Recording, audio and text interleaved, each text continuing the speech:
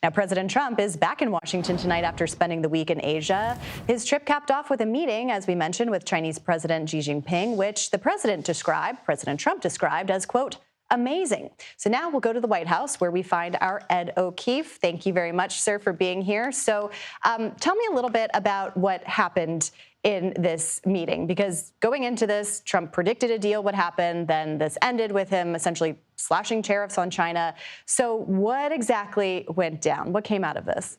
Well, the president says, on a scale of 1 to 10, it was a 12, that he essentially got everything he asked for. But the president saying that is one thing. Let's see over the next few days and weeks as the paperwork comes out whether that's indeed the case. He claims that China will begin buying soybeans again from American farmers, that it's going to limit the flow of the ingredients needed to make illegal fentanyl, that it's going to ease those restrictions it put on exporting rare earth materials that help build batteries and satellites and electric cars that are desperately sought by American firms, and that it's going to be potentially buying more American-made or domestically sourced energy to offset purchases that it might have made from Russia before.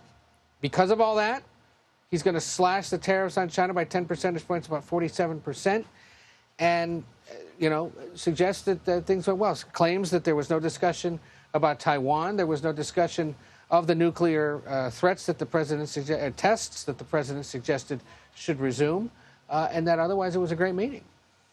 I mean, Trump described this, as you mentioned, as a 12 out of 10 on this scale, but I'm wondering if we've heard anything from Beijing on this matter. Have they talked about their version of events here? Not in the detail that the president has provided, but the general gist of the statements on behalf of President Xi were that it was a positive meeting. And by all accounts, publicly and there in the room, as you could see, there was no sign of hostility, a desire to talk, and an agreement that they will see each other again in the next year. The president says he's going to be going to China now in April. He'd suggested it would be February. Now it'll be April. And that he's making arrangements for Xi to come back to the United States as well. This was their first meeting since Trump 1.0 back in 2019 at the G20 in Japan. This time it was at a military base in South Korea on the sidelines of the economic conference both of them were attending. It was, as you said, the capstone of this week that the president had across Malaysia, Japan, and South Korea.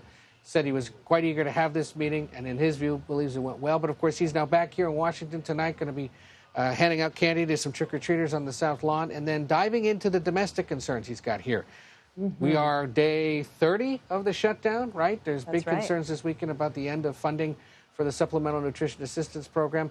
And there are, of course, elections in the next few days that could give us an early sense of how voters are holding him and his administration accountable when it comes to the statewide elections in New Jersey, Virginia, the mayor's race in New York, and the big redistricting vote out in California.